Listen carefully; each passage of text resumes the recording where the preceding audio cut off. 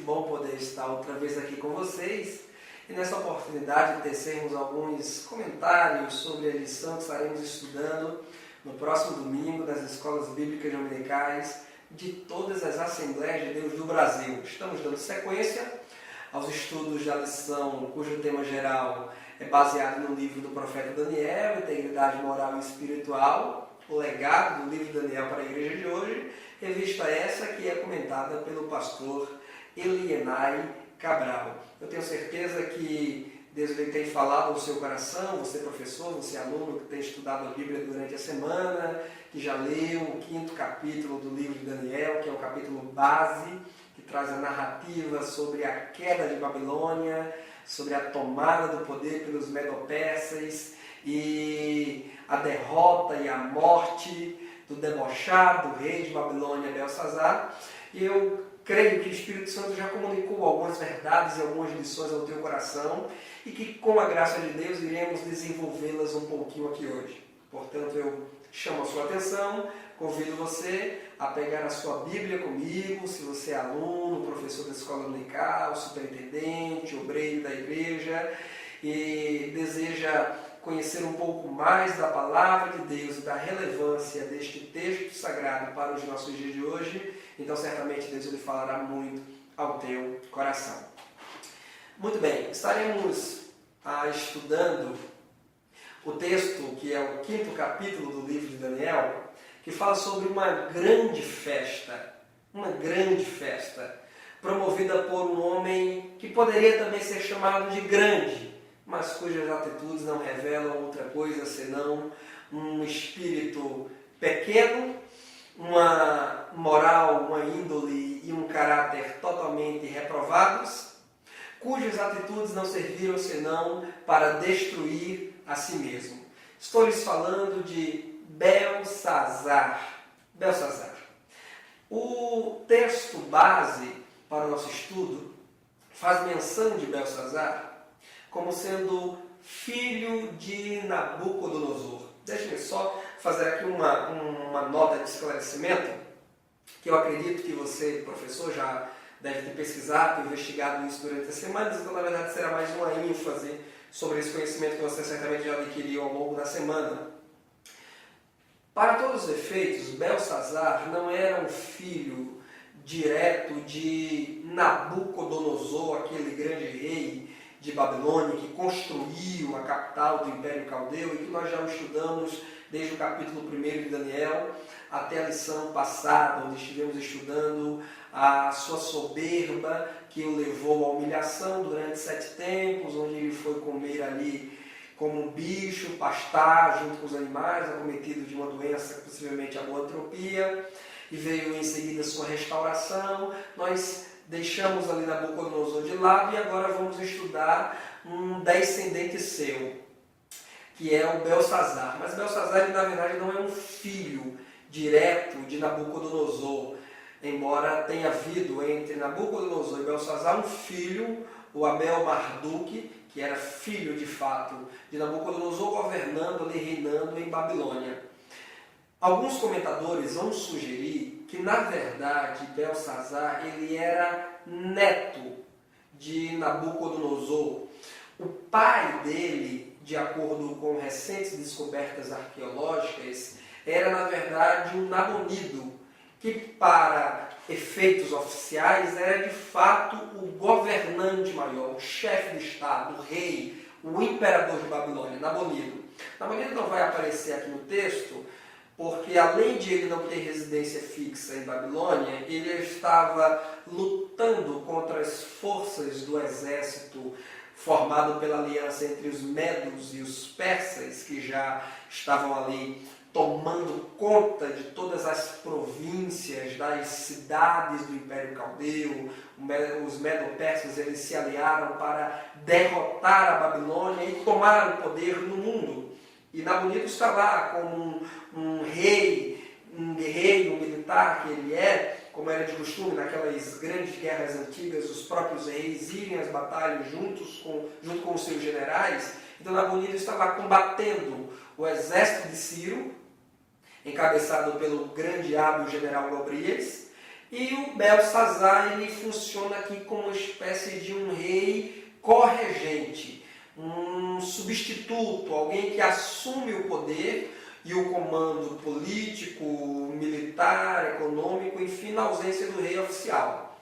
Então, Belsazar, embora ele seja mencionado aqui como rei, o próprio texto do capítulo 5 de Daniel vai dar evidências de que ele, na verdade, não era a primeira autoridade em Babilônia, ele era a segunda autoridade. A primeira autoridade é aquele de quem os registros históricos dão conta de apresentarmos, que é o próprio Nabonido. Nabonido também não era filho e não tinha ele mesmo algum parentesco direto com Nabucodonosor. A maioria dos comentadores da Bíblia Sagrada vão sugerir que Nabonido era casado com uma das filhas de Nabucodonosor. Deste casamento, portanto, Nabonido seria genro de Nabucodonosor, e desse casamento de Nabonido com uma das filhas de Nabucodonosor veio então Belsazar. Portanto, Nabucodonosor seria avô de Belsazar por parte de mãe. Embora outros comentadores vão sugerir que a mãe do Belsazar, que é chamado neste capítulo de rainha mãe, teria sido ou uma também possível irmã do antigo e memorável rei de Babilônia, ou teria sido uma ex-esposa, uma viúva, após a morte do grande rei Nabucodonosor. Uma esposa sua fica viva e que teria ali casado com Nabonido, dando origem ali ao Belsazar. Por isso que o Belsazar, na versão bíblica NVI e Almeida atualizada, ele não é chamado exatamente de filho, ou Nabucodonosor não é chamado exatamente de pai de Belsazar, mas de predecessor, de alguém que veio antes dele, de um antecedente ali na árvore genealógica. Agora, não deve causar-nos estranho que algumas versões, algumas passagens o chamem de filho de Nabucodonosor, ou que chamem Nabucodonosor de pai de Belsazar, porque nos textos antigos, nas culturas antigas, a palavra pai não significa apenas o antecedente direto, o genitor, especialmente, né? Mas alguém que é o antecessor, o predecessor, alguém que está na raiz genealógica daquela família.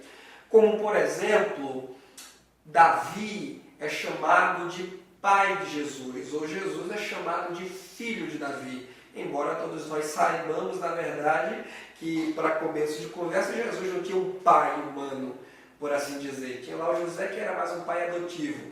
Jesus, ele tem mãe, ele foi gerado milagrosamente no ventre de Maria por obra de Deus, do Espírito Santo. Mas como Maria é da linhagem de Davi, é da mesma tribo de Davi, tem como Davi o seu antecessor, o seu ancestral, o seu predecessor, então Jesus pode sim ser chamado de filho de Davi. Assim como os judeus na época de Jesus faziam questão de se autodenominar filhos de Abraão, o que era motivo de orgulho, a certo modo até de vaidade para os judeus contemporâneos de Jesus se identificarem como sendo filhos de Abraão. Aí vem lá o João Batista e diz para eles, né, fazendo aquela exortação para os judeus, os escribas e os fariseus que vinham ser batizados por ele no deserto da Judéia, às margens do Rio Jordão. João Batista dizia: e não digam somos filhos de Abraão, porque vos digo que até das pedras Deus pode fazer filhos de Abraão, né? Mas então, só tomando nota nesse sentido, de que para todos os efeitos, Nabucodonosor não era o genitor direto de Belsazar, embora algumas versões o chamem de filho de Nabucodonosor. É porque Nabucodonosor era o pai lá anterior. Algo que é importante observar é que esse capítulo ele vai narrar os últimos dias, ou talvez nem os últimos dias, as últimas horas, para ser mais preciso, porque o império rui, o império cai na mesma noite em que este banquete, em que esta festa é oferecida. Então narra os últimos momentos, vamos dizer assim, do grande e majestoso império babilônico que dominou a grande parte do mundo antigo. Durante 3 meses, Gobrias, que é um general habilidoso do imperador Ciro Persa, ele já havia cercado as muralhas, a cidade majestosa, a capital do Império dos Caldeus, e já ameaçava romper as portas, adentrar, invadir e tomar o poder. Nabonido, lembre-se, Nabonido, o pai de Belsazar, está em guerra, está com seu exército tentando resistir às forças e está sucumbindo, está morrendo. Mas Belsazar, ele ignora todo esse perigo que se avizinha, ele ignora todo o exército do inimigo que está cercando a cidade, ele ignora a destruição e o declínio do império, o declínio político, o declínio social, ele ignora toda a miséria que se aproxima, que se avizinha, trazida pelo exército do persa Ciro. Ele vai então, conforme o texto nos diz aqui, oferecer uma festa pomposa, uma festa de muita regalia, porque o versículo 1 já vai dizer que estiveram ali presentes no palácio do rei cerca de 1000 nobres, e não sozinhos, acompanhados de suas mulheres e de suas concubinas. O pastor Eliana Cabral, ele chama de o festim de Belsazar. Essa palavra festim é uma palavra já, de certo modo, antiga, em desuso em língua portuguesa, mas eu gosto da forma como o pastor César Moisés tratou esse ponto. Ele chamou de a balada de Belsazar. Porque de fato é uma balada que nós vamos ver aqui nesse episódio, nessa narrativa. Nós vamos ver aqui cerca de 1000 nobres, príncipes, gente ali da elite, gente de influência, gente importante, súditos dos mais ilustres de Babilônia foram convidados para essa festa. As suas esposas estavam ali, concubinas estavam ali, enfim.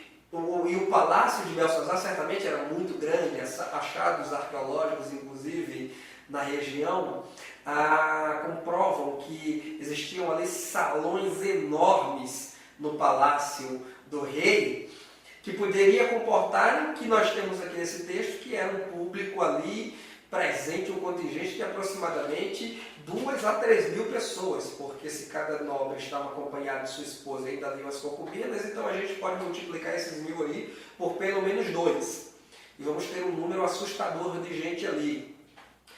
Havia ali certamente uma música muito intensa, os instrumentos que já foram tocados lá na época de Nabucodonosor para aquela estátua que ele erigiu a fim de que os seus súditos se dobrassem diante dela e prestassem culto. Diz o texto ali que haviam vários instrumentos que seriam tocados e que os súditos deveriam se dobrar. Você se lembra, faz muito tempo, nós estudamos aquele episódio em que Misael, Ananias e Azarias foram lançados na fornalha de fogo. Então, muito possivelmente, esses instrumentos ainda estavam aqui, porque se passou aqui aproximadamente 10, 15 anos. Então, esses instrumentos deveriam estar aqui dentro do palácio e uma música ensurdecedora estava ali sendo cantada. Enquanto os convidados iam entrando, certamente o clima era um clima, um misto de festa, de alegria, mas ao mesmo tempo de apreensão, porque qualquer pessoa de bom juízo não poderia ignorar o perigo que estava ali. As forças armadas do exército inimigo que se aproximava, então o ambiente não deixava de ser tenso, mas por um dado momento, aqueles ilustres convidados da festa de Belsazar, eles esquecem todo o problema fora dos limites, fora da grande muralha de 26 metros de largura que dividia ou que separava a Babilônia do mundo externo. Eles ignoraram todos os dilemas, todos os problemas fora dessas muralhas e por pelo menos uma noite, porque cremos que essa festa foi oferecida à noite, o clima aqui, o enredo, a própria história que dá conta de que os medo-persas invadiram a Babilônia durante a noite e que foi nesse episódio desse festim, desta balada de Belsazar, então muito possivelmente foi à noite. Então eles estão ali reunidos à noite, debaixo ou sob um som ensurdecedor, um som, se fosse nos dias de hoje, no Nordeste seria um forró eletrônico, se fosse ali para sul e sudeste do país seria um samba, um pagode, não sei, uma música qualquer, um estilo próprio do Brasil, talvez até um sertanejo universitário. Estaria sendo tocado ali, um funk, né? O funk é uma música altamente apelativa, e apelativo eu acho que é uma palavra que resume bem essa festa oferecida pelo rei, porque geralmente na cultura dos orientais antigos, nessa época aqui dos reis, uma festa onde houvesse um grande contingente masculino, uma grande presença de homens, as mulheres elas não podiam entrar. Ainda mais quando essa festa era regada a bebida alcoólica, regada a muito vinho. Os homens eles perdiam o juízo, então qualquer mulher que entrasse ali não seria, dificilmente ela não seria desonrada, né? Uma mulher que entrasse entre os homens bêbados e embriagados, ela certamente seria de logo ali maltratada, vituperada, enfim. Então não era costume as mulheres adentrarem em recintos onde só existiam homens, ainda mais homens sob o efeito do álcool.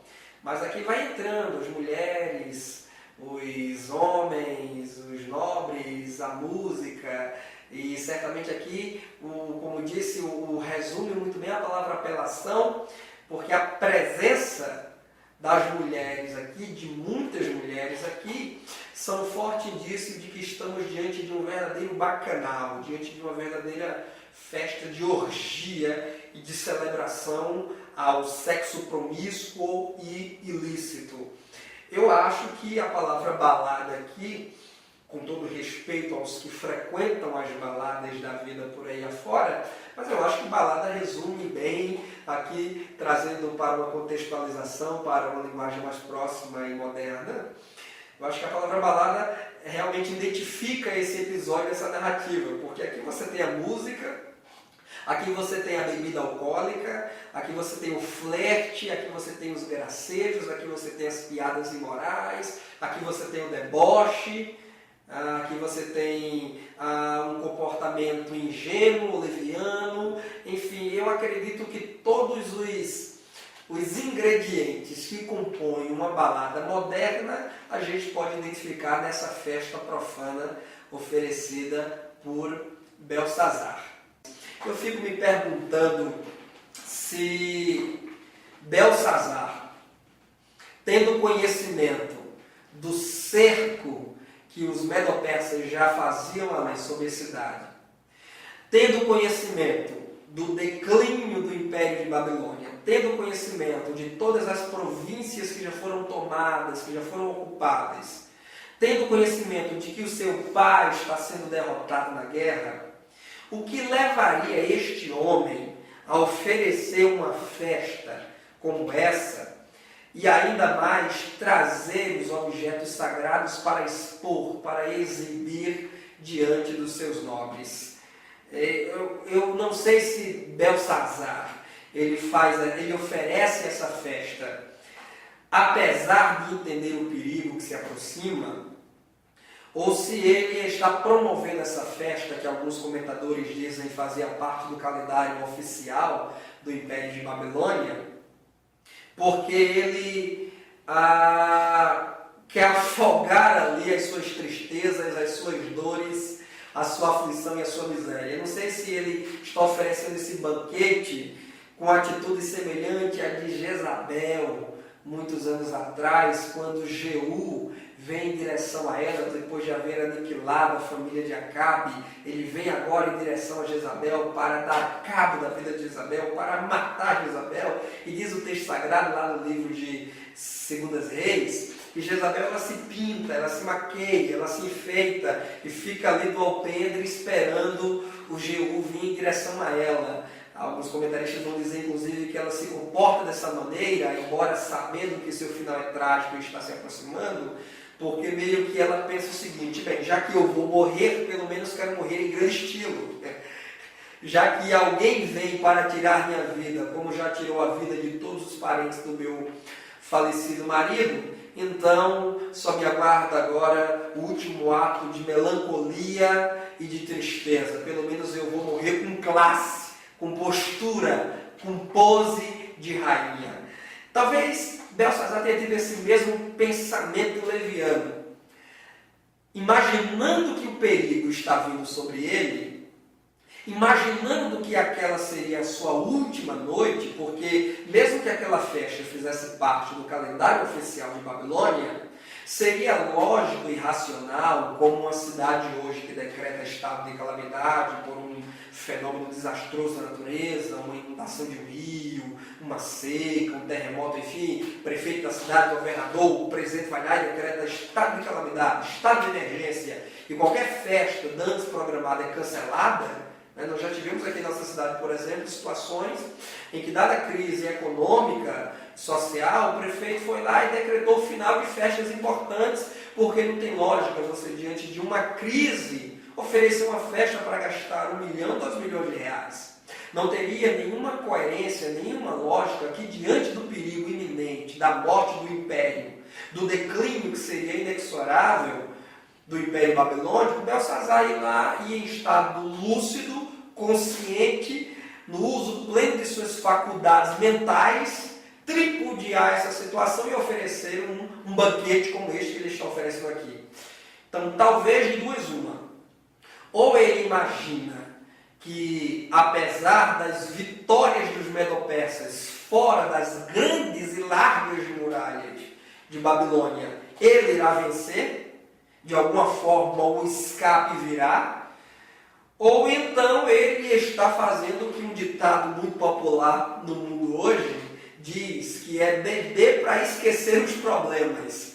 Talvez Belsazar estivesse ali afogando as suas mágoas, enchendo a cara, bebendo vinho, para esquecer de todos os problemas lá fora, e como Jezabel, que ia ser morta por Jeú, Belsazar está pensando, bem, já que é o final do meu reino, já que meu pai está sendo derrotado, já que o general do exército do imperador, do grande imperador Ciro, está vindo para tomar essa cidade, então pelo menos vamos oferecer uma festa de classe aqui, de pompa, para dar a Deus a todos os festejos que até aqui celebramos. Eu não sei, definitivamente não sei o que se passou na cabeça de Belsazar, que ele fez pensar que havia alguma conveniência, alguma vicissitude, alguma oportunidade para se oferecer uma festa.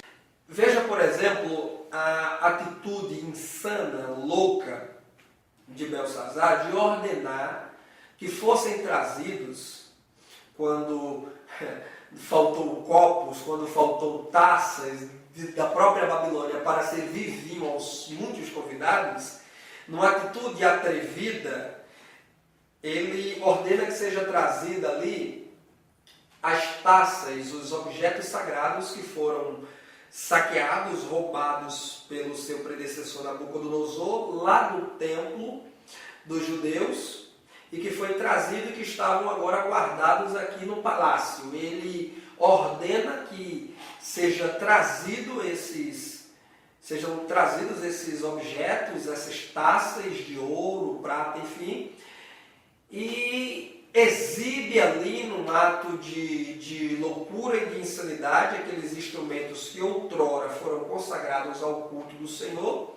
Ele agora coloca ali para serem exibidos. Não sei o que se passava na cabeça de Nabucodonosor ou de Belsazar neste momento, se ele exibe esses instrumentos, se ele exibe essa prata, esse ouro, essas taças que pertenciam aos judeus, que pertenciam ao Santo Templo em Jerusalém, se ele exibe isso como uma simples exibição para os seus súditos, para os seus nobres, ou se ele exibe isso como um desdém ao exército dos persas e dos medos que se avizinham, como quem diz, bem, se nós outrora conseguimos vencer a própria nação de Israel, famosíssima em todo o mundo pelas suas conquistas sobre os reis, pela sua fuga do Egito, pela derrota que aplacou sobre Faraó, sobre muitos outros reis, se nós conseguimos vencer Israel, e aqui está a prova, né? Ele ergue essas taças, esses instrumentos, e diz, aqui está a prova dessa vitória, então nós certamente também iremos triunfar de alguma forma sobre os medos e sobre os persas. Não sei definitivamente o que é que se passava na cabeça desse homem depois de ele ter tomado muitas taças de vinho para promover esta exibição e este escárnio público. Ali existiu o que o Salmo 1 diz, né? A verdadeira roda dos escarnecedores, o caminho dos pecadores, o conselho dos pecadores, a roda dos escarnecedores estava ali naquele momento, toda ela reunida no palácio de Belsazar. E ele traz esses instrumentos sagrados, né? O texto vai dizer que ele traz esses instrumentos, que eram no templo, e apresenta e exibe ali de forma debochada. O que foi a gota d'água para ele. O que foi o clímax dos seus pecados. O que foi o pecado agravante que redundou no, como diz o pastor Elinha Cabral aqui no comentário de sua lição, resultou no juízo irrevogável de Deus.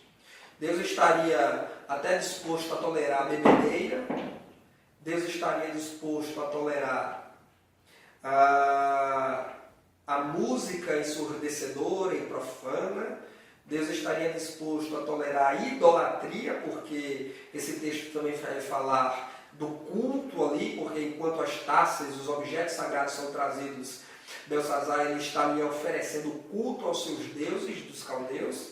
Então Deus ele estaria disposto a tolerar tudo isso. Agora, a partir do momento em que objetos sagrados são ali usados de forma debochada, inconveniente, leviana e grotesca, aí não, aí Deus ele intervém, ele entra no cenário, ele entra na história. Nós já tivemos uma lição onde nós estudamos especificamente esse tema, né? O Deus que intervém na história.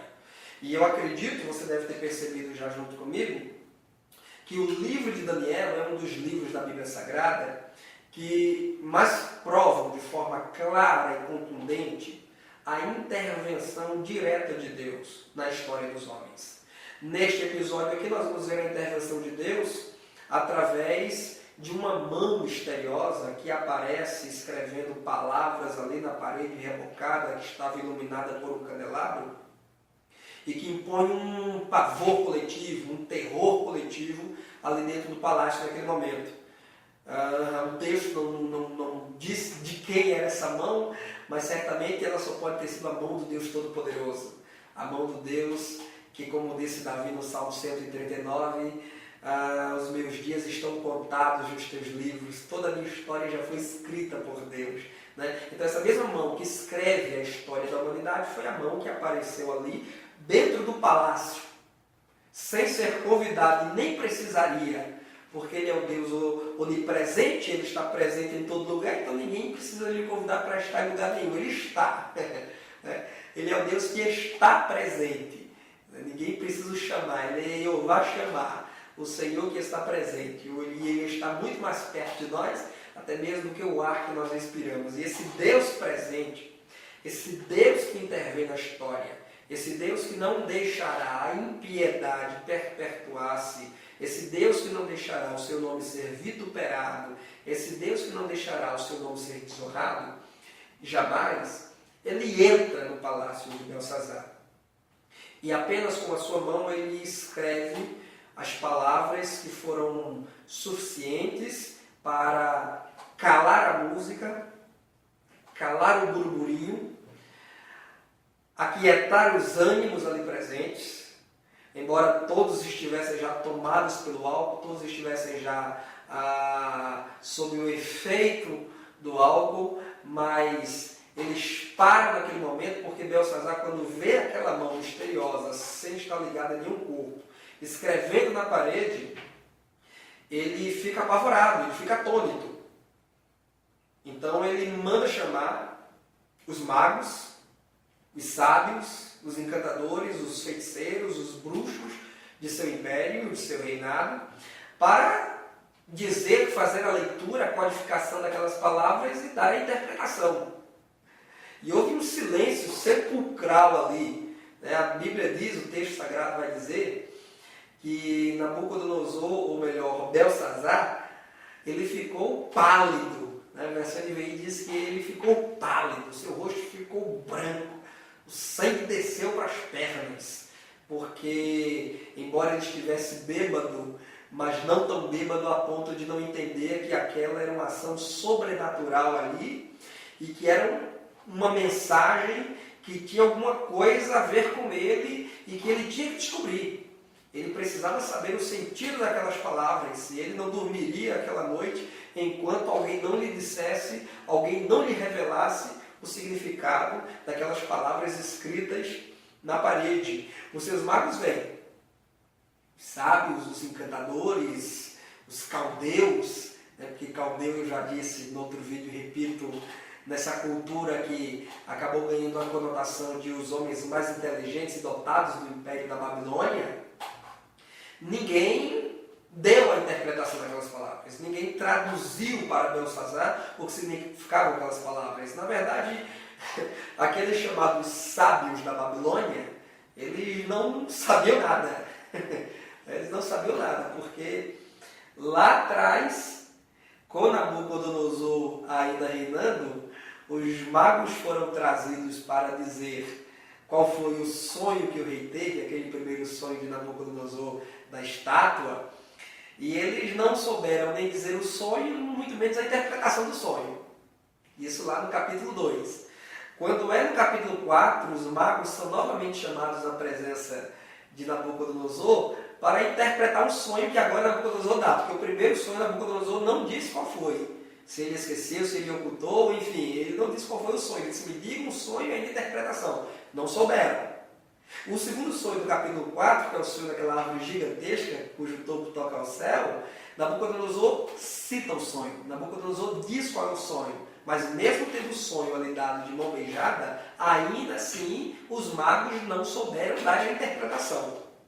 E aqui agora, no capítulo 5, nesse episódio do capítulo 5 de Daniel, os magos, os sábios, encantadores, feiticeiros são novamente trazidos à presença, agora não mais de Nabucodonosor, mas de Belsazar, para dar a interpretação, não de um sonho, não de uma visão, nem para trazer revelação de algo oculto, mas apenas para ler aquelas palavras e dizer o significado delas ali. O que é que queria dizer aquela mão misteriosa que escreveu aquelas palavras, qual era a mensagem, se era um presságio divino, se era uma mensagem positiva ou negativa. Quem sabe Belsazar tenha pensado que aquela mensagem poderia significar a vitória de Babilônia sobre os Medo-Persas, ou quem sabe não, quem sabe era o juízo expresso, era o decreto ali irrevogável, era a sentença final, o declínio decretado do Império de Babilônia. Ele queria saber o que significava, mas os magos não puderam dizer. Não souberam dizer, porque não sabiam nada. Né? A gente lê o livro de Daniel e vê os magos aqui apenas ocupando espaço, porque eles não interpretavam o sonho, não diziam a revelação do sonho, eles não interpretavam palavras, não diziam seus significados, eles não faziam nada. Nós podemos aqui chamá-los, com permissão da expressão, de verdadeiros come de graças do Império de Babilônia. Porque eles eram pagos, eles não estavam aqui de graça. Além de receberem uma pensão, um salário para interpretarem, para adivinharem, profetizarem para o rei, eles ainda participavam das festas do rei, eles comiam dos banquetes do rei.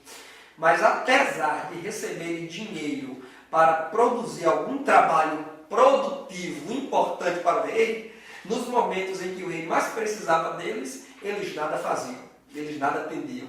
Eles eram funcionários públicos inertes aqui. Né? Eles eram como muitos hoje que estão aí no poder público, porque eles eram aqui gente da política também. Né? Apesar de mexerem ali muito com religião, misticismo, mas eles eram homens de política. Eles estavam lidando diretamente com o rei, com o chefe de Estado da Babilônia. Então eles tinham também um certo quê de política neles.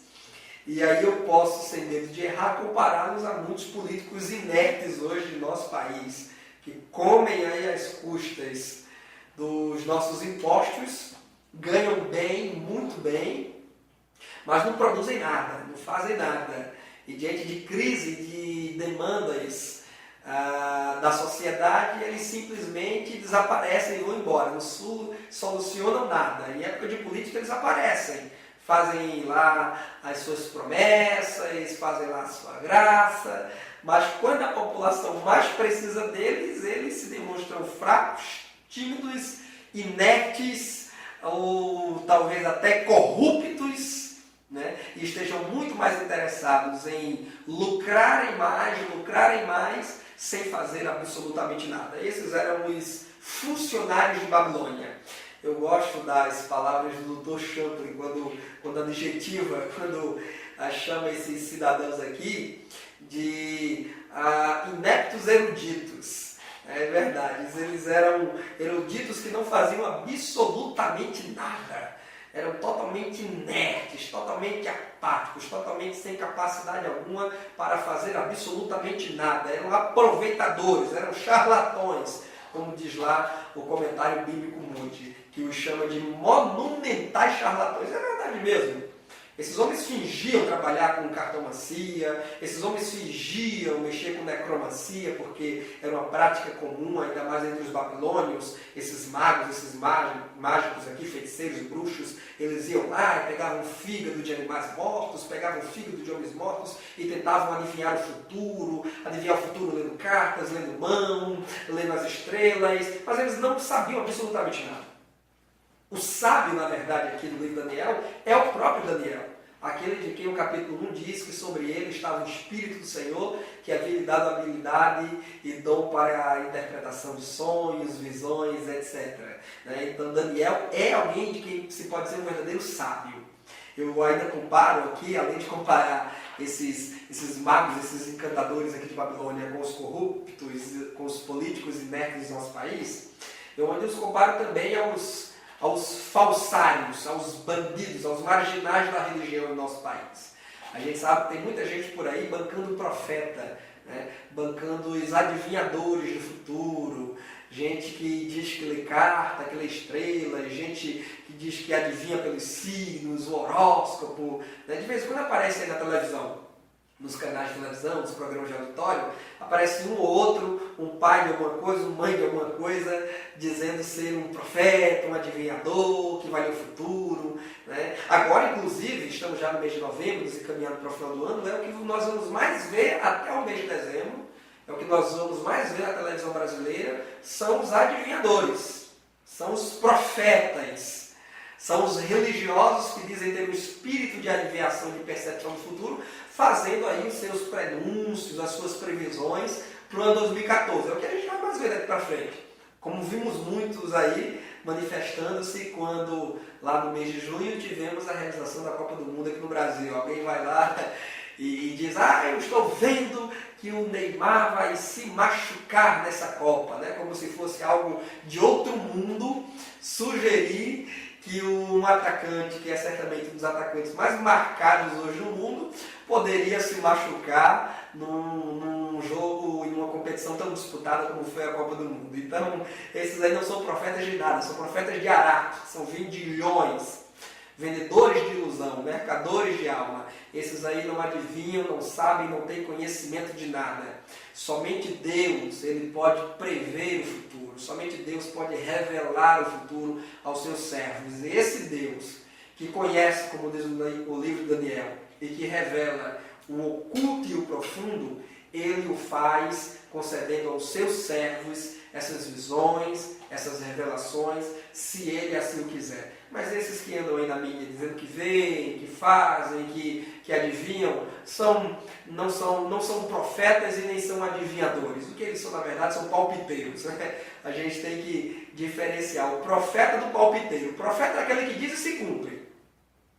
O profeta é Isaías, que 150 anos antes do imperador Ciro invadir a Babilônia, Isaías vai lá e, tomado pelo Espírito de Deus, ele diz lá no capítulo 45, e tu, ó Ciro, eu te chamo pelo nome, ainda que não saibas quem eu sou, ainda que não me conheças, eu te chamo, eu vou adiante de ti e vou te usar para despedaçar o império de Babilônia e libertar o meu povo. 100 a 150 anos antes de Ciro aparecer na história, ele nem existia ainda, talvez nem seu pai existia ainda, sua mãe, sua avó, enfim, mas Deus já usa um verdadeiro profeta, de nome Isaías, para profetizar a vinda, o advento de Ciro, que vai tomar o poder de Babilônia, e tem mais, ainda o chama pelo nome. Deus diz, eu te chamo pelo nome, ainda que não me conheças. Esse é de fato um profeta, porque Isaías profetizou, registrou no seu livro, e aqui nós temos o livro de Daniel, o cumprimento muitos anos depois da profecia de Isaías. Isso é uma grande profeta. Agora tem um palpiteiro, né? E fica aí dando palpite sobre como vai ser, quem vai governar, quem vai ganhar a próxima Copa, quem vai morrer, quem vai nascer, enfim. Né? Esses eram os magos de Belsazar, os chamados sábios de Babilônia, os caldeus, não eram profetas, não eram adivinhadores, eles não tinham qualquer conhecimento do futuro, porque somente Deus tem o conhecimento do futuro. Eles eram nada mais nada menos que palpiteiros, comendo de graça ali dentro do palácio de Nabucodonosor. E eles não souberam da interpretação. O rei fica ainda mais apavorado. O texto diz que tamanho era o pavor de Belsazar que as suas pernas tremem e ficam batendo uma na outra. O seu rosto empalideceu, o sangue foi embora. E ele começa agora a gritar.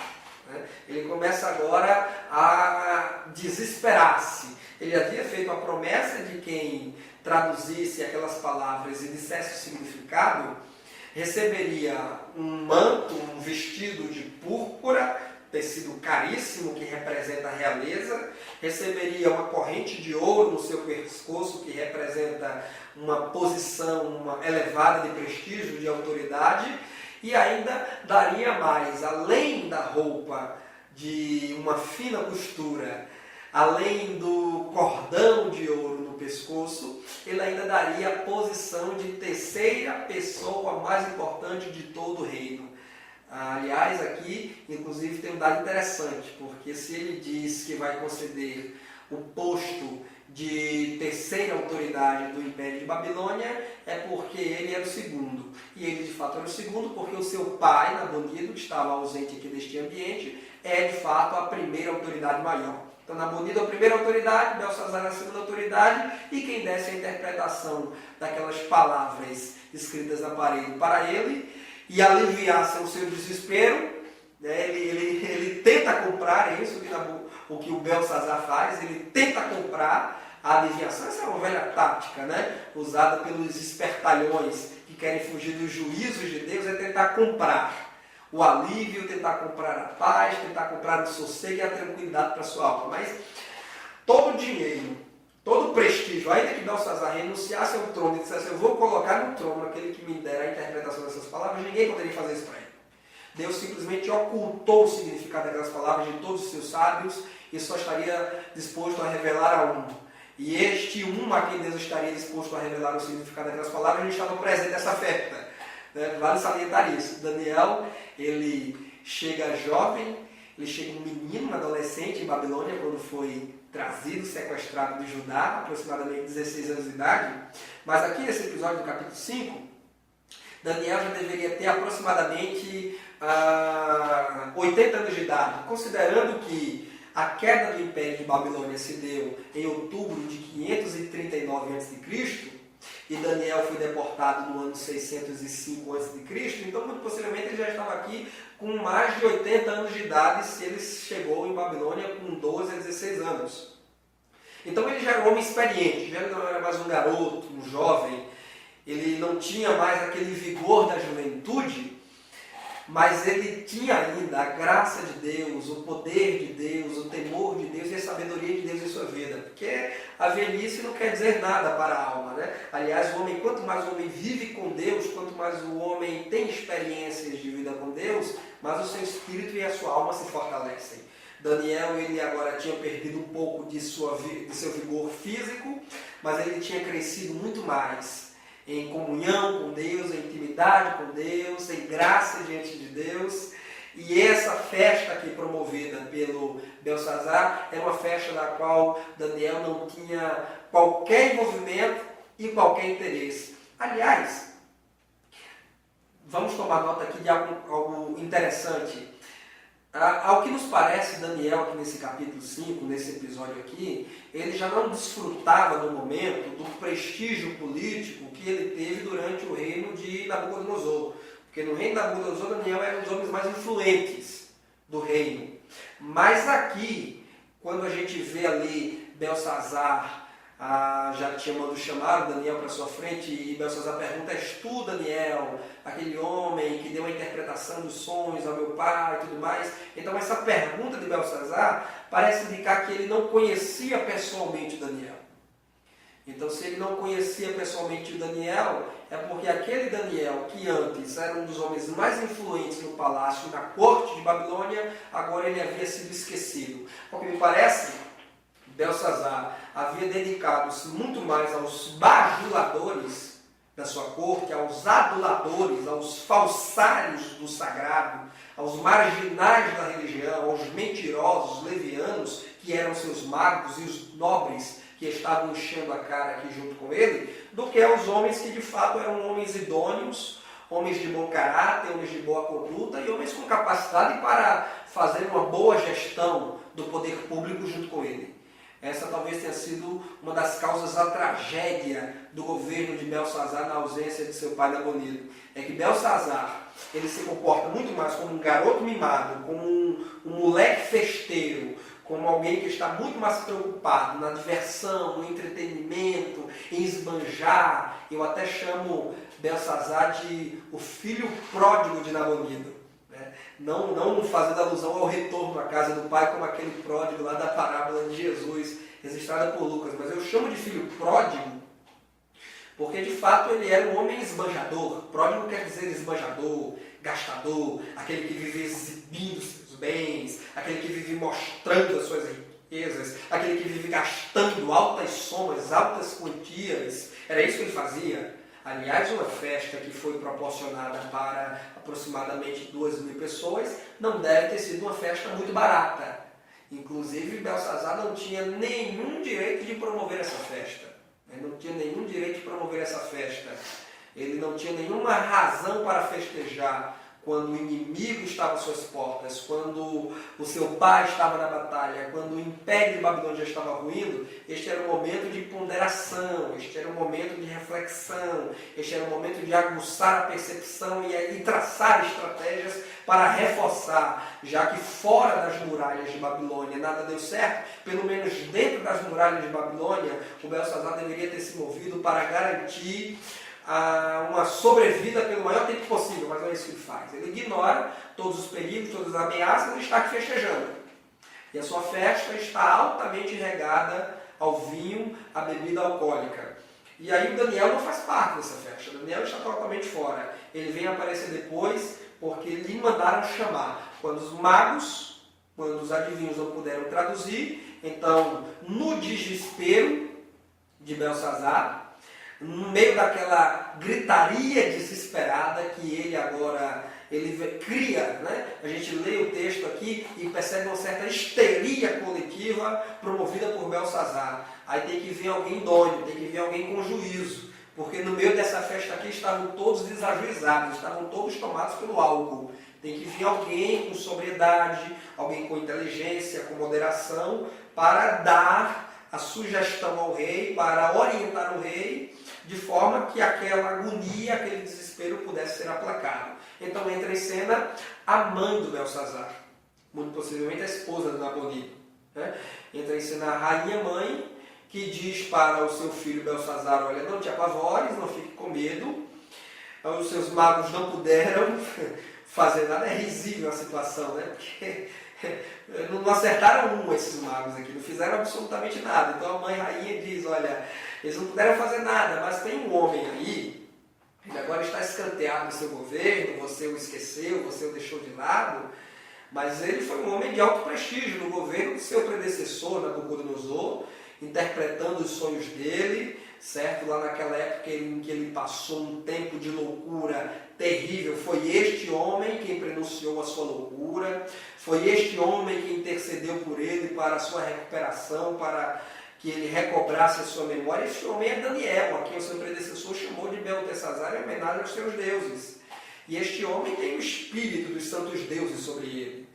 Não deve nos causar aqui espanto o fato de eles aqui dizerem que o espírito dos santos deuses, no plural, estava sobre Daniel, até porque eles eram pagãos, eles eram politeístas. A Babilônia venerava muitos deuses, Marduk é apenas o principal, o patrono, mas eles veneravam o deus do sol, o deus da lua, o deus da prosperidade, o deus da fertilidade, o deus do sexo. Eles veneravam vários deuses, né? Mas aqui, então, por isso que quando eles fazem referência, Nabucodonosor dizia lá atrás, e agora a mãe rainha faz referência aos santos deuses sobre Daniel, nós hoje, cristãos que lemos a Bíblia, não devemos entender literalmente dessa forma, senão que esta era apenas a ótica, a visão, o óculos, a lente pela qual eles olhavam. A gente sabe que, na verdade, sobre Daniel não tinha deuses. Daniel não era místico, Daniel não era politeísta, não era sincrético. Sobre Daniel estava o Espírito de Deus, o Espírito só, do Deus Todo-Poderoso, Criador dos céus e da terra, o Deus que é onipotente, onipresente, onisciente e onividente, o Deus que conhece todas as coisas, somente esse Deus. Daniel era, como todo bom judeu, e como nós cristãos também somos, monoteístas, só adoramos ao único Deus. Claro que existente, coexistente eternamente em três pessoas, Pai, Filho e Espírito Santo. Então, Belsazar ele toma um ânimo quando sabe que Daniel, o intérprete de sonhos, vem ao seu encontro, e certamente por alguns momentos as suas pernas trêmulas se aquietam e o seu rosto empalidecido volta a ficar corado em sua cor normal. Daniel, aquele homem que orava 3 vezes ao dia com as janelas abertas para as bandas de Jerusalém, certamente já vem orando em espírito, pedindo a Deus a visão, a interpretação, a sabedoria para se pronunciar adequadamente diante daquele rei perverso, aquele rei totalmente alheio às coisas de Deus, totalmente alheio à história de seu predecessor Nabucodonosor e que agora estava aqui totalmente embriagado no meio dessa sua festa de orgia e de pecado. O Belsazar então fala do episódio que aconteceu, da mão que misteriosamente apareceu, aponta para Daniel onde está escrito as palavras e diz: Daniel, você que durante o reinado do meu predecessor Nabucodonosor interpretou seus sonhos, falava de suas visões, dê a interpretação dessas palavras e se o fizeres eu te darei um vestido de púrpura, uma corrente de ouro ao teu pescoço e te darei a terceira posição mais importante de todo o reino. Daniel não estava ali interessado em presentes nenhum, porque profeta de Deus que é profeta de Deus não se vende. Daniel, o compromisso dele era com a verdade de Deus, era com a palavra de Deus. Então ele diz: olha, dá os teus presentes, fica contigo ou dá a quem tu quiser. Quanto a mim, eu falarei a visão e a interpretação que Deus me conceder. Porque o verdadeiro profeta de Deus, ele não se vende, ele não aceita suborno, ele não barganha, ele não comercializa as visões, a profecia, a revelação. Os dons de Deus não podem ser comprados e nem podem ser exercidos sob o pretexto da barganha, do lucro. É incompatível o uso dos dons que são recebidos graciosamente pelo Espírito Santo com a aceitação de suborno, de presentes e de mimos. Veja, por exemplo, Eliseu, muitos anos lá atrás, quando o Naamã, chefe do exército da Assíria, acometido de uma lepra, vai lá e mergulha 7 vezes no Jordão e sai curado, ele oferece prata, ouro, bens ao Eliseu, que lhe responde na cara: olha, não quero os teus presentes, não quero o teu dinheiro, fica para tu. Mas aí depois, nas costas do Eliseu, vai lá o bolso Geazi e pede aquela grana, pede aquele dinheiro e diz: olha, o meu senhor lembrou-se, ele aceita o seu presente, ele vai precisar do seu presente, do seu dinheiro, tá, traz cá. E aí o Geazi ele enche bolsas, os soldados de Naamã ali ele acompanham até a sua casa, levando ali altas somas de dinheiro, de prata, ouro, tesouros, enfim. Quando Eliseu tomou conhecimento ali daquele fato por revelação divina, Eliseu foi lá e disse: você não fez, Geazi, boa coisa. Você correu atrás de um prêmio que não lhe cabia, que não lhe era devido. Jesus ele vai dizer no Novo Testamento: dá de graça o que de graça recebeste. Portanto, os dons de Deus eles devem ser administrados e exercidos sem a cobrança de valores monetários. A cobrança de valor monetário redundou a Geazi uma lepra terrível em seu corpo que ele acompanhou por muitos anos. Eliseu não, Eliseu era um homem que não se vendia. Da mesma forma Daniel, aliás, todo verdadeiro profeta de Deus não se vende. Você vê aí na televisão, você vê na sua igreja, você vê pelo mundo afora, esses cidadãos por aí dizendo, semeie no meu ministério, plante na minha vida, né? Pegue o telefone agora, ligue para a gente, semeie no nosso ministério, nós vamos liberar uma palavra profética, nós vamos liberar uma unção financeira na sua vida, nós vamos fazer uma oração e toda a porta fechada vai se abrir, mas você tem que ligar, você tem que anotar um número da nossa conta que está passando aí no canto da sua tela. Aí não são verdadeiros profetas. Não são verdadeiros profetas. A esses nós não devemos dar ouvidos nem audiência. Quando esses caras começarem a dizer isso, né, a ministrarem, a sugerirem bênçãos, vitória e unção, que se cria unção aí todos os dias, para aqueles que doarem dinheiro e oferta, fuja porque não são autênticos homens de Deus. Não são embaixadores, representantes do céu. Representantes do céu fazem como foi Daniel. Chega e diz, não quero presente, não quero mimo, não quero lembrancinha, quero apenas um compromisso com a verdade. O que Deus me disser para dizer, eu irei dizer, de forma honesta, mas irei dizer. E claro que aqui o Daniel ele procura ser muito educado, muito cortês com o rei, e não poderia ser diferente, afinal de contas aquele agora velho Daniel, maduro, um homem experiente, idôneo, que foi criado, recebeu uma alta educação, tanto lá em Judá, porque ele era um dos nobres de Judá deportados, quanto também recebe uma educação elevada em Babilônia, ele só poderia se portar com educação, com respeito. Mas mesmo se portando com respeito e educação, ele não se priva, ele não se omite, ele não se furta ao dever de dizer ao rei Belsazar a sentença que Deus havia escrito ali na sua própria parede. Então Daniel olha para aquelas palavras e Deus lhe dá a interpretação. E ele então achega-se de volta ao rei, temeroso, inquieto, apavorado, e diz, olha rei, o Deus Todo-Poderoso que escreveu essas palavras foi o mesmo rei que quando teu pai, o teu predecessor, Nabucodonosor se orgulhou, se exaltou e não quis lhe dar glória, atribuindo a si mesmo a glória e a honra pela construção desta cidade, Babilônia, Deus foi lá e o abateu, para que ele reconhecesse que somente Deus é Senhor, digno de honra, glória e louvor. E tu, sabendo da história dos teus antepassados, não honraste a Deus, não temeste a Deus, não destes glória ao nome do Senhor. E estas palavras que aqui agora estão escritas na tua parede, mene, tekel, parsim, são uma mensagem de Deus para você, que não quer dizer outra coisa senão o teu reino está passado de ti, o teu reino foi cortado de ti.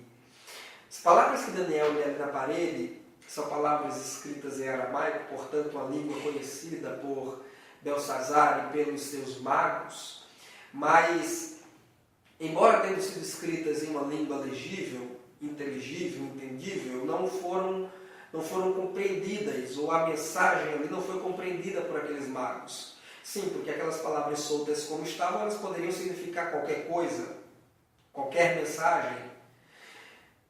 A interpretação só poderia ser dada ao homem que tivesse uma comunhão íntima com Deus que conhece todas as coisas e que pode revelar.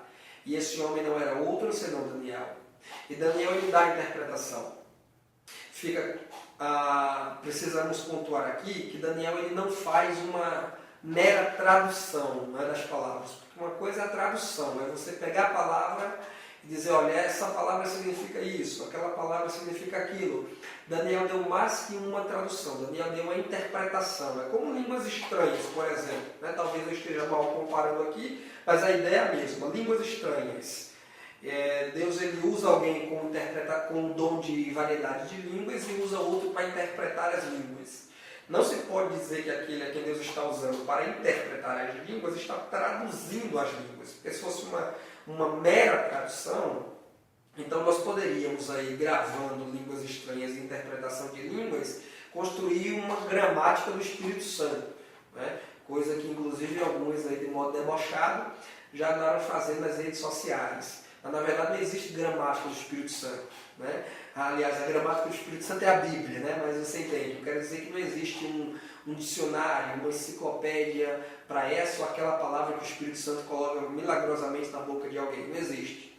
Então o intérprete das línguas, ele não dá a tradução, ele dá a interpretação da mensagem, tudo sobrenaturalmente, tudo por orientação, tudo por ali manifestação e revelação divina. Assim também é a interpretação dada por Daniel. Daniel dá a interpretação daquelas palavras. Em aramaico, aquelas palavras, mene, significa contado, tekel, que significa pesado, e o parsim, que é o plural para Pérez, conforme Daniel vai dizer na tradução, Pérez, ele lê parsim, mas na tradução, lá na interpretação, quando ele vai interpretar, ele diz Pérez, significa dividido. Claro que aqui há um debate aqui entre os comentadores da Bíblia Sagrada sobre os significados exatos dessas palavras, que podem ser vários, mas a interpretação mais comum é deste significado. Mene, contado, tekel, pesado, e Pérez, dividido. Portanto, Deus estava dizendo através daquelas palavras que o reino e os dias de Belsazar foram contados, ele foi pesado em balança e achado em falta, e o seu reino agora seria dividido, fragmentado, arrancado de si e passado para os medos e os persas. Como diz o pastor Elenay Cabral no comentário da sua missão, Deus estava exercendo ali o juízo irrevogável pelos muitos pecados de idolatria, promiscuidade, mentira, enganação, feitiçaria, bruxaria, e pelo desdém, o deboche e a profanação com que ele ali trata os objetos do culto sagrado. O reino de Belsazar chegou ao fim e Deus decreta a sua derrota, a sua destruição. Naquela mesma noite, diz o texto sagrado, que os soldados do exército dos Medo-Persas invadem a cidade altamente protegida de Babilônia. Alguns historiadores aí vão dizer que através de canais que passavam por baixo do muro, desviando as águas além dos famosos rios de Babilônia, trazendo para dentro da cidade de forma subterrânea. Eles conseguiram, através de uma engenharia avançadíssima. Se a Babilônia tinha sua engenharia e arquitetura avançada, os medos e os persas aliados ali conseguiram também produzir uma engenharia sofisticada, a ponto de desviar o curso de um rio e poderem passar, cruzar este canal a seco por baixo dos muros de Babilônia e entrar.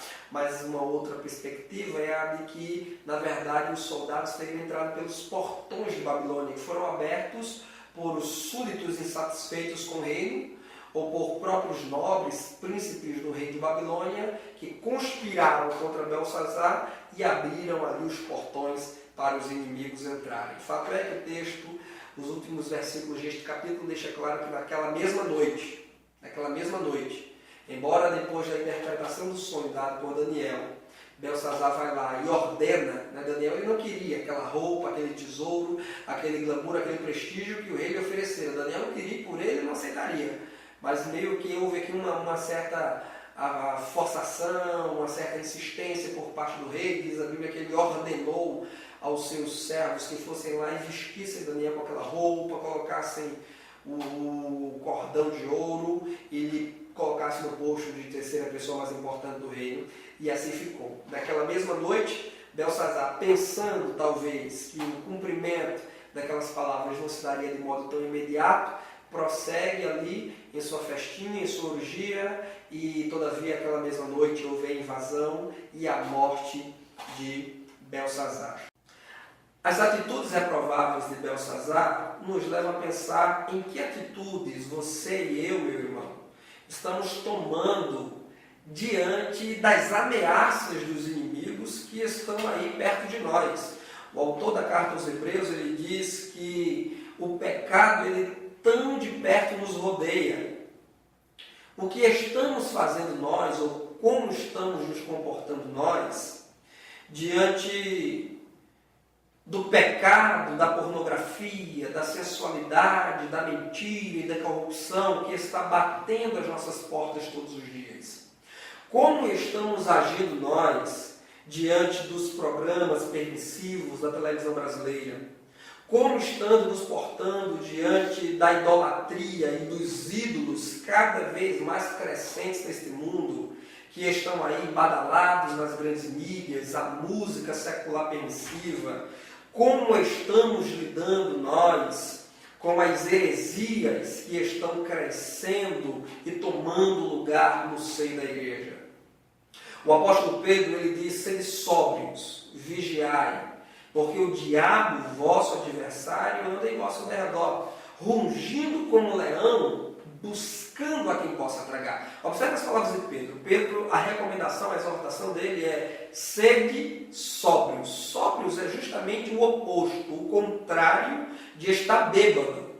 Aquele que está bêbado, ele não está sóbrio porque ele não tem consciência, ele não faz uso da razão. Veja que um bêbado, ele abraça todo mundo, ele chama todo mundo de amigo, ele abraça um poste, ele conversa com animais, com um cachorro no meio da rua, ele se deita no meio da rua, numa esquina qualquer, e dorme ali como se fosse a cama mais confortável do mundo. Por quê? Porque ele falta o juízo no momento da embriaguez. Então Pedro, ao contrário disso, ele nos exorta a estarmos sóbrios, porque o inimigo, o nosso adversário, anda ao nosso redor. Veja se essa palavra ela não pode ser aplicada aqui ao contexto de Daniel 5. Porque enquanto Belsazar deveria estar sóbrio e vigiando pelo fato dos seus adversários estarem cercando a capital do Império Caldeu, ele está, na verdade, bêbado, embriagado. Ele está sob o efeito do álcool. O álcool, na verdade, tem sido uma das maiores desgraças da humanidade, não é de hoje. Desde os tempos mais remotos, muitos homens, inclusive homens de Deus, cometeram pecados dos mais grotescos, dos mais reprováveis, quando estavam sob o efeito do álcool. O álcool foi a causa da ruína de muitos reis, de muitos sábios, de muitos homens e mulheres de Deus, que, achando poderem controlar ou moderar o corpo, a mente, no primeiro copo, tomaram o primeiro, que foi apenas a porta para o segundo, para o terceiro e para o vício da embriaguez. Percebe-se hoje que o álcool tem sido o grande causador de tragédias na família. Casamentos estão se destruindo em razão do álcool. Famílias estão se destruindo em razão do álcool. Quantas mulheres já não suportam mais, já não toleram mais o marido que chega no final de semana em casa embriagado, querendo brigar, querendo quebrar com tudo? Quantos jovens que saem de uma festa, de uma balada, como uma balada semelhante a essa aqui ofertada por Belsazar, eles saem sob o efeito do álcool, tomaram 1 ou 2 copos de cerveja, de vinho, uísque, tomam a condução de um veículo, de um carro, de uma moto e saem dispostos a bater, a matar e a morrer. E não poucos acidentes automobilísticos hoje são registrados no nosso país, que são a causa da morte, da fatalidade de muitas famílias, inocentes inclusive, que estavam lá dirigindo que estavam lá pilotando sua moto, seu carro, dirigindo ônibus, mas que tiveram seu veículo atingido por um motorista que estava irresponsavelmente dirigindo sob o efeito do álcool. Definitivamente, o álcool não é algo bom, não é uma bebida adequada, conveniente para um servo, uma serva de Deus, que, como diz Pedro, deve estar sóbrio, deve estar atento, deve estar vigilante. Eu quero só ressalvar alguns pontos importantes para você. Primeiro, dizer que com o declínio do Império de Babilônia, com a morte de Belsazar, neste capítulo, cumpriu-se então as profecias colocadas por Deus na boca dos seus santos profetas, a exemplo de Isaías, conforme profecias registradas no capítulo 14, capítulo 45, 46, 47. Você poderá pegar a sua Bíblia e depois ler esses capítulos todos e perceber ali que o profeta Isaías, muitos anos antes desta cena, deste enredo aqui se instaurar, Isaías, tomado pelo Espírito de Deus, já prenunciava a queda da Babilônia, que Isaías chama de a joia dos reinos, a menina dos reinos. Ela agora seria saqueada, seria tomada por alguém que viria do norte, por uma força bruta que veio do norte. Inclusive Isaías menciona o nome de Ciro, como já disse pouco tempo atrás. Cumpre-se aqui com a queda de Babilônia profecias de Jeremias nos seus últimos capítulos do seu livro, capítulo 50 e capítulo 51, que também pronunciavam a desgraça e a miséria que cairia sobre a capital do Império dos Caldeus. Cumpre-se também aqui as visões de Deus dadas a Abacuque, mesmo antes de Judá ser exilado. Que interessante é que o livro de Abacuque é uma oração, diferente de todos os demais profetas da Bíblia Sagrada, que profetizaram para alguém, ou para povos, nações, enfim. Abacuque, na verdade, não profetiza diretamente para pessoas ou povos, é uma oração, é um registro de um diálogo entre ele e Deus, onde ele faz a sua queixa da situação degradante em que vivia Judá de sua época e da resposta de Deus, que será o julgamento de Judá através da Babilônia. Mas o próprio livro de Abacuque, antes mesmo de Judá ser deportada no ano 605, Deus já dizia que Judá seria deportada pela Babilônia, mas que a Babilônia também pagaria pelos seus pecados, sendo ela mesma invadida e destruída. Deus é interessante porque ele fala do final das coisas, ele informa, ele revela o final das coisas mesmo antes do início dela, porque, como já disse, ele é conhecedor de todas as coisas. Para Deus não existe passado, presente e futuro. Para Deus não existe hoje, agora, amanhã, depois. Para Deus tudo é já. Deus está muito além da nossa noção de tempo, dessas nossas delimitações de antes e depois. Deus ele conhece toda a história da humanidade. É por isso que ele pode prenunciar, é por isso que ele pode falar aos homens o que vai acontecer daqui a 10 anos, 20 anos, 100 anos, 1000 anos, porque ele sabe de tudo. E a Bíblia, sobretudo os livros que é exemplo de Daniel, são livros de literatura escatológica, apocalíptica, como Zacarias, Ezequiel, como Apocalipse no Novo Testamento e algumas passagens ali dos Evangelhos onde Jesus falava sobre o final da história da humanidade. Então, e todas essas passagens e livros revelam o Deus que é conhecedor de todas as coisas, o Deus de Daniel, Deus de Abraão, Isaac e Jacó, o seu Deus e o meu Deus. E outra coisa que eu quero ressalvar aqui, a aplicação prática é a seguinte. Belsazar já tinha muitos pecados que seriam suficientes para Deus usar como material para a sua própria condenação. Mas o fato de Belsazar ter cometido sacrilégio foi o clímax, foi o ponto mais elevado de onde os seus pecados poderiam ter subido. Quando ele traz os instrumentos sagrados, quando ele traz os utensílios que foram roubados do templo para tomar lugar, para usá-los de modo leviano e profano na sua festa, ali então a intervenção direta de Deus que determina o final da história e do governo de Belsazar. Meus irmãos, precisamos ter muito cuidado com as coisas que nós consagramos ao Senhor, com as coisas que nós dedicamos para Deus. Aquilo que é de Deus, porque Deus não divide palco com Satanás. O apóstolo Paulo disse que não há comunhão entre a luz e as trevas, não há nenhuma comunhão entre Cristo e Belial.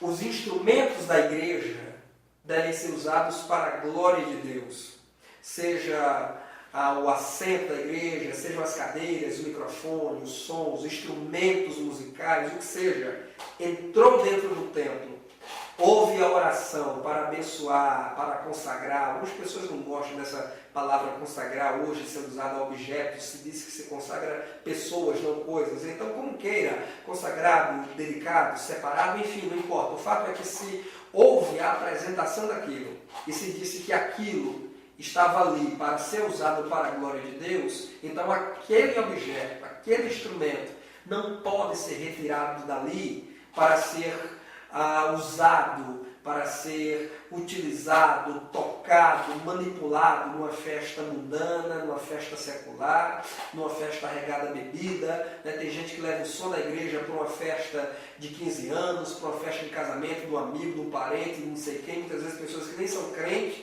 e vão lá e colocam para tocar no som da igreja que está emprestado músicas mundanas, com letras totalmente depravadas, permissivas, levianas, levam os instrumentos da igreja, um teclado, uma guitarra, uma bateria, para tocar numa festa da prefeitura, numa festa da escola, enfim, um evento que não tem qualquer teor religioso, que não tem qualquer objetivos evangelísticos, que não tem qualquer propósito de cultuar a Deus.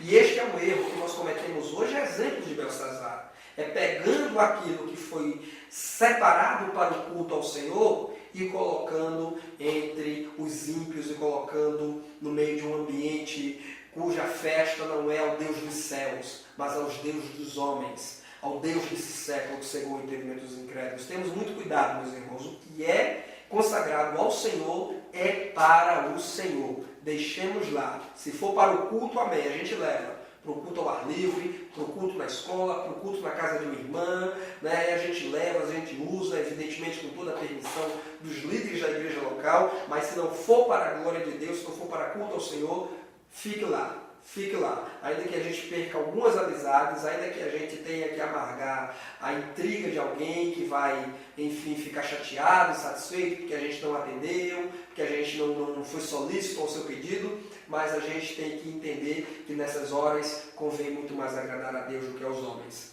Agora, muito mais do que instrumentos consagrados sendo usados em situações profanas, somos nós mesmos estarmos envolvidos nessas festas profanas. O apóstolo Paulo diz que nós somos templo do Espírito Santo. Ele diz, não sabeis que sois vós templos do Espírito Santo e que o Deus Todo-Poderoso, o Espírito de Deus habita em vós, né? E que arde em ciúme por vós. Então, nós somos templos do Espírito Santo de Deus. Não é admissível, não convém que um músico cristão que teme ao Senhor, que conhece a palavra de Deus, que toca na igreja, aceite, por exemplo, cachê para tocar em bandas seculares, em bandas mundanas. Alguns até justificam ou tentam se justificar, dizendo, mas é a minha profissão, eu sou músico, é o que eu faço. Mas olha, meus irmãos, se um músico, porque tem a profissão de tocar, acha-se no direito de, mesmo sendo cristão, conhecedor da palavra de Deus, tocar para uma banda de forró, para uma banda de sertanejo, para uma banda de funk, de pagode, de samba, com que autoridade este músico cristão tocando numa banda mundana, e venhamos e convenhamos, a maioria das letras e das músicas dessas bandas mundanas hoje, tome-se a exemplo, as bandas de forró eletrônico, são todas elas saturadas de letras apelativas à sexualidade, ao sexo promíscuo, ao desregrado, à bebida. São músicas cheias de palavrão, de palavras torpes, indecentes, que não convém ao servo de Deus falar e nem sequer ouvir.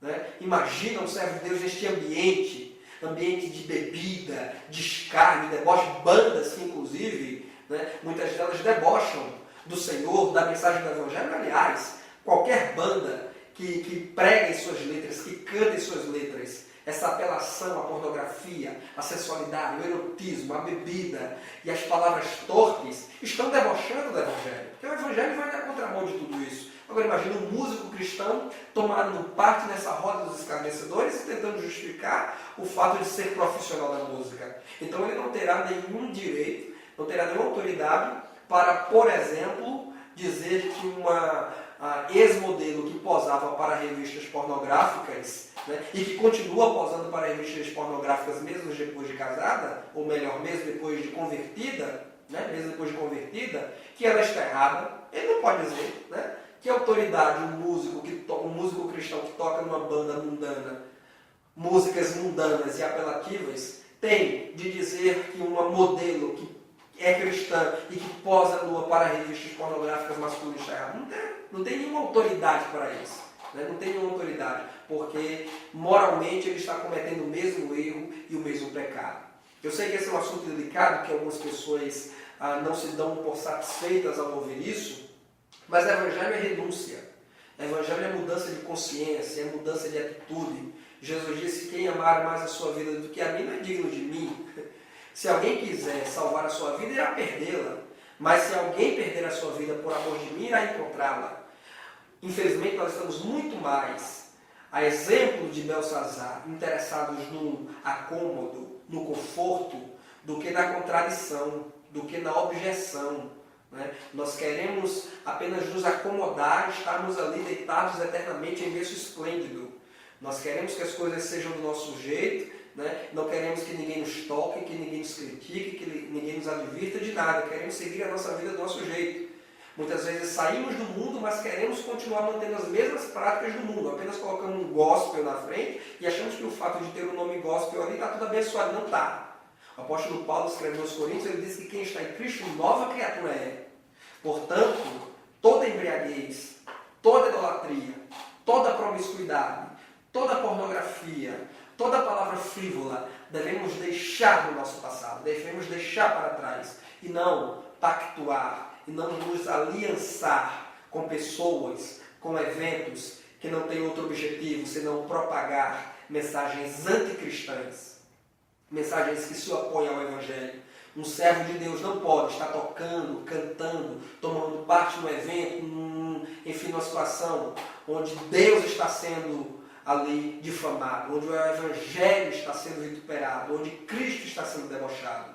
Ele deverá estar ali sim, se estiver na postura de Daniel, para conclamar os homens ao arrependimento, para proclamar o Evangelho e a verdade de Deus, e anunciar os juízos de Deus, caso os homens não se arrependam, mas não para tomar parte, não para estar lá tocando o seu violão, né? Não para estar lá tocando o seu teclado, fazendo lá alguns acordes, enquanto os vocais estão ali cantando para os deuses deste mundo. Meus irmãos, fica aqui então as minhas palavras finais, com a recomendação do apóstolo Pedro, quando escreveu na sua primeira carta, no capítulo 5, versículo 8. Ele exorta dizendo: sede sóbrios, vigiai, porque o diabo, o vosso adversário, anda em vosso derredor, rugindo como um leão, buscando a quem possa tragar. Belsazar negligenciou. Belsazar deveria ter tido uma atitude de vigilância, de prudência. Ele deveria ter agido naquele momento contra a dominação dos medo-persas, ao invés de estar bebendo, embriagando-se. Aliás, embriagar é o oposto de estar sóbrio. Sóbrio é estar lúcido, sensato, com o pleno uso de suas faculdades mentais. Mas Belsazar estava embriagado quando o perigo se aproximava. Belsazar é a geração de Noé. Belsazar é a geração ali dos contemporâneos de Ló. Belsazar é a geração também ali de Tiago, meio irmão do Senhor e bispo da igreja de Jerusalém, porque Tiago ele escrevia para os judeus convertidos, ou que se diziam ser convertidos, e no capítulo 4, versículo 9 de sua carta, Tiago dizia: senti as vossas misérias, afligi-vos, lamentai, chorai, converta-se o vosso riso em pranto e a vossa alegria em tristeza.